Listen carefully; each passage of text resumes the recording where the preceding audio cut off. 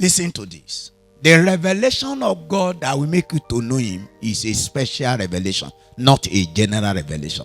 A general revelation will never culminate to your transformation. General revelation is just for God to let you know that I'm here. General revelation is the sky, is the providential dealing, God bringing rain in a season, giving us sunshine and all of those, just to show to you that I am here. Okay? Special revelation comes through encounter. He will come to meet with you as a person. It comes through encounter and it comes through his word. And God is sovereign. When it comes to encounter, God is not bound to reveal himself to you. That you will not say, oh Lord, oh God of Pharaoh, who are you?